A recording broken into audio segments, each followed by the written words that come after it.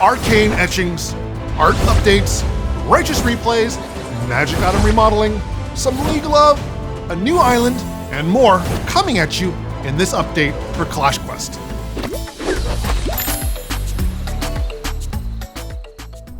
Greetings, Captains, and welcome to our first update of the year for Clash Quest. We know you've been hungry for an update, and we're here to deliver a tasty morsel of this snack that's on the way. Today, we'll be going over runes, replays, remodels. Okay, I'm running out of R words. But we are also putting in some changes for leagues and also a brand new island with higher difficulty that'll challenge some of our endgame players. Let's start with the biggest feature of the update, runes. Runes are a powerful new addition to Clash Quest. Like the equipment each troop in your crew can use, runes are a new type of item that can potentially change the outcome of your battles.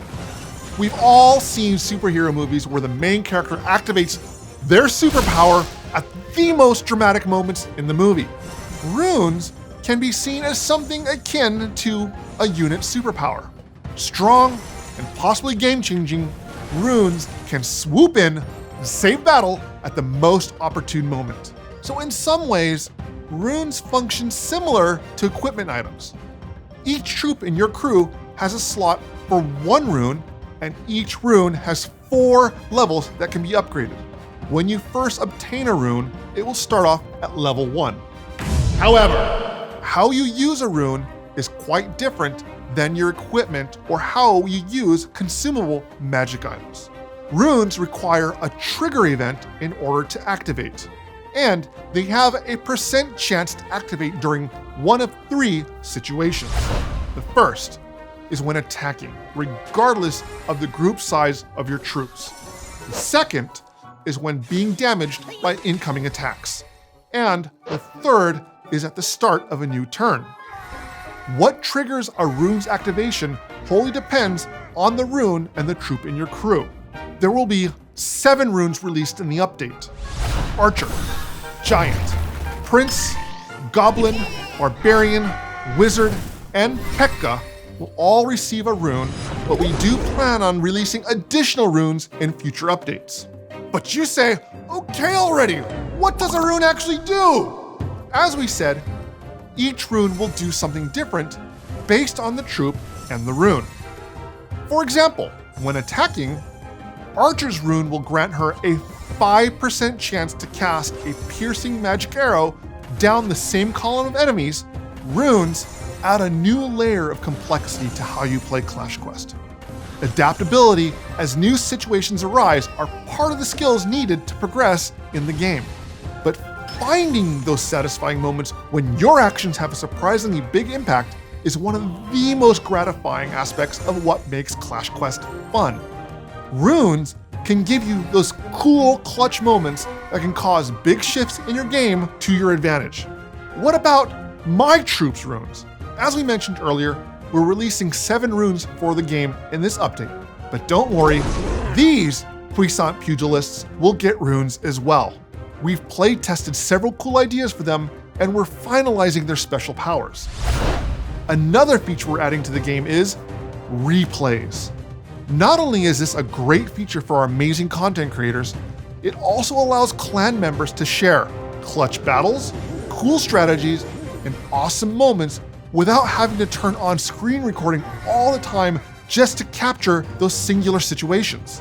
Whether you want to share that gratifying attack when you get that 200% attack bonus with wizards, or you just want to commiserate with those instances where you have princes lined up in every column except the one that you need. Replays will allow you to share those moments with the rest of the world. Magic items are a quintessential part of Clash lore, and Clash Quest is no exception. Since the addition of magic items, we are constantly reviewing our data to determine which items are the most heavily used and which ones kind of need some additional love. Meet Rallyhorn. While Missile Wand and Summon Bell are the most popular magic items, we want to make sure the other items are just as desirable. Therefore, Shuffle Dice has met with our PR team, has decided it wants to rebrand itself, and will now be called Rallyhorn. Rallyhorn works similarly to Shuffle Dice by rearranging your whole board. However, Rallyhorn will rearrange the board by grouping all similar troops together, allowing for greater combos each turn. We've also got a piece of new content for our endgame players as well, in the form of a new island, Sandy Sanctum.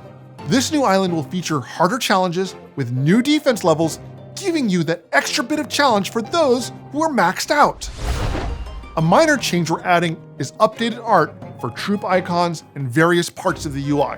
While Clash Quest is part of the larger Clash universe, and many of the troops, spells, and features may be familiar to players who experienced the Clash world, each Clash game has its own distinct artistic identity that will help set it apart from the other Clash titles. We want Clash Quest's distinct art style to be fun, playful, and full of character, but immediately recognizable as assuredly part of the Clash universe. Just to add some extra potential fun to leagues, during each league run, you'll also receive one magic item at random to use. This magic item could potentially be Missile Wand, Summon Bell, or the all-new Rallyhorn. This item is completely free and won't utilize any magic items from your inventory, so make sure you use it.